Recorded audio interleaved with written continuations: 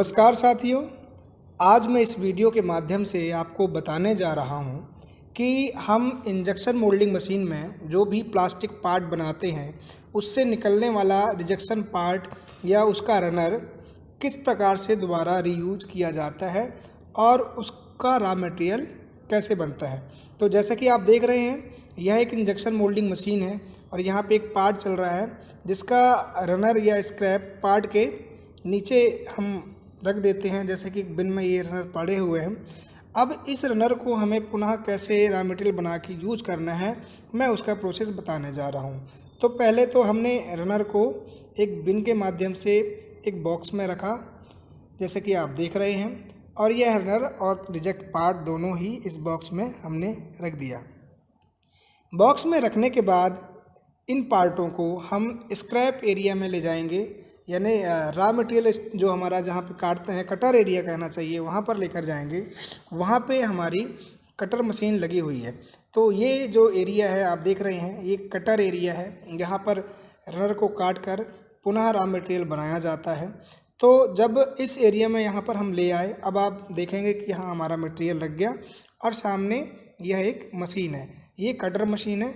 इसमें काम करने के लिए सबसे पहले इस मशीन की साफ़ सफाई कर लें, ताकि किसी भी प्रकार की मशीन के अंदर किसी और रॉ मटेरियल की डस्ट ना लगी हो, क्योंकि जब हम रॉ मटेरियल काटते हैं तो उसकी डस्ट मशीन में भी आ जाती है।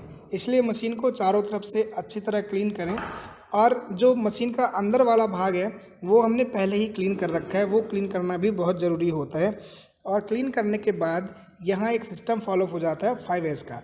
तो साफ़ सफाई का हम योगदान देते हैं, तो हम अपने वर्क प्लेस का 5S भी मेंटेन कर लेते हैं।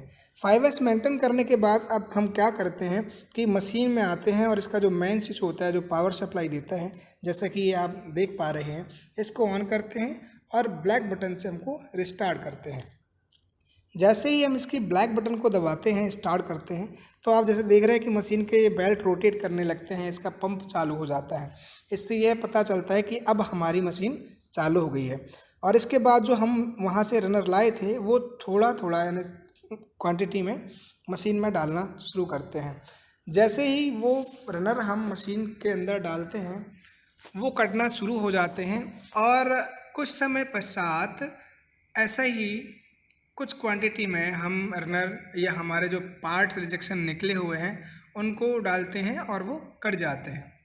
जब यह पूरा प्रोसेस हमारा जो मटेरियल का कट जाता है, इसके बाद सबसे पहले हम मशीन को स्टॉप करते हैं। हमारे स्टॉप करने की रेड बटन होती है। स्टॉप करने के बाद जो हमारा बेल्ट रोटेट होता है, हम इंतज़ार करते हैं कि वो प्रॉपरली स्टॉप हुआ या नहीं। तो हो जाना चाहिए, जैसे कि ये देख रहे हैं, अब ये प्रॉपरली स्टॉप हो गया।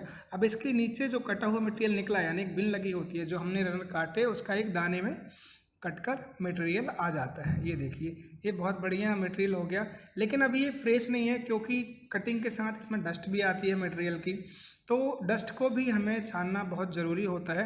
तो इसके पहले हम क्या करें कि जितना भी यहाँ पर हमने मटेरियल को काटा, वो सारा मटेरियल हम एक बैग में इकट्ठा कर लेते हैं। इकट्ठा करना इसलिए ज़रूरी है क्योंकि यहाँ से पूरा बिन हम क्लीन करेंगे, फिर हम और दूसरा रॉ मटेरियल जो हमें बनाना है, रनर से यूज करना है, वो मटेरियल डालेंगे।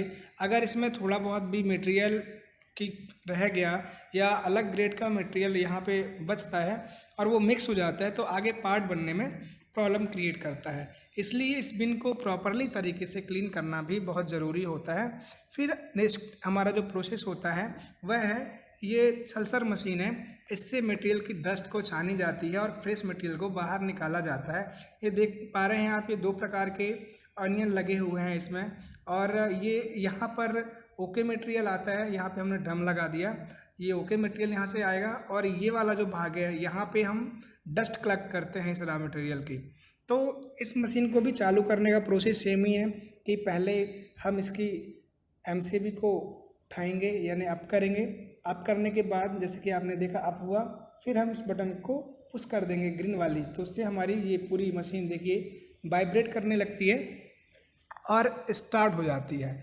जब मशीन स्टार्ट हो जाए तो इस मशीन को हम इसमें रॉ मटेरियल जो हमने अभी बनाया, वो पूरा रॉ मटेरियल यहाँ पर रख देते हैं, यानी भर देते हैं। उससे क्या होता है कि अब ये जैसे कि आगे पीछे करके वाइब्रेट करके ये मशीन चलेगी, तो धीरे धीरे यहाँ पर दो प्रकार का मटेरियल बनेगा। एक तो फ्रेश मटेरियल जो कि आपके दाने के रूप में आएगा, और दूसरा डस्ट। तो ये देख पा रहे हैं आप, ये डस्ट है। इसका हम उपयोग मटेरियल में नहीं करते, क्योंकि ये मटेरियल की डस्ट होती है और बहुत ही बारीक होती है, तो इसे हम अलग निकाल देते हैं।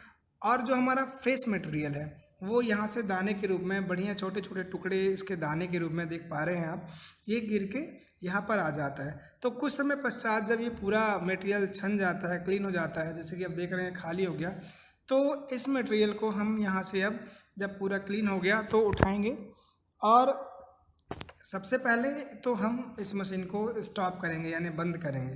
तो बंद करने के लिए हम क्या करें कि वही हमारा जो एमसीबी है उसे स्टॉप कर देंगे।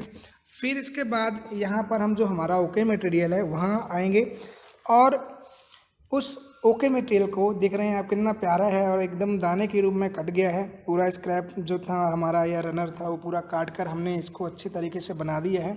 अब इसको हम एक बैग में भर लेंगे, क्योंकि बैग में रखना बहुत ज़रूरी है। इसकी हम एक क्वांटिटी फिक्स किया हुआ है हमने प्रत्येक बैग की। रॉ मटेरियल का हमारा जो भी एक बैग होता है वह 25 kg यानी 25 किलो का होता है, तो वो चेक करना बहुत ज़रूरी है। उसको हम वेट मशीन के माध्यम से बैग को चेक कर लेते हैं, यानी बैग का वेट कर लेते हैं कि यह 25 किलो का है या नहीं। तो ये देखिए 25 किलो का है। इसके बाद फिर हम इस बैग को सिलाई मशीन की सहायता से, ये हमारी सिलाई मशीन है, और इसकी सहायता से हम इस बैग को सिल देते हैं। तो देखिए आप, इस बैग को हमने यहाँ से मशीन में लगाया, और मशीन में लगाने के बाद ये हमारा पूरा बैग बंद हो गया, यानी इसमें हमने सिलाई लगा दी। अब ये बंद होने के बाद फिर जो हमारे इस रॉ मटेरियल की लोकेशन होती है, उस रॉ मटेरियल के लोकेशन में बैग को बंद करने के बाद लोकेशन में लेकर जाएंगे। ये पूरी रॉ मटेरियल लोकेशन है। यहाँ पर हमने अलग अलग कैटेगरीज के रॉ मटेरियल रखे हुए हैं अच्छी तरीके से, और इनके स्टिकर भी लगे हुए हैं ताकि कोई भी रॉ मटेरियल जब यहाँ से निकाला जाए तो उसको निकालने में प्रॉब्लम ना हो। तो इस बैग को हम यहाँ पर रख देंगे, लोकेशन में रख देंगे, और यही हमारा रखने के बाद पूरा प्रोसेस होता है स्क्रैप का। इसी तरह हम रॉ मटेरियल बनाते हैं। Thank you very much.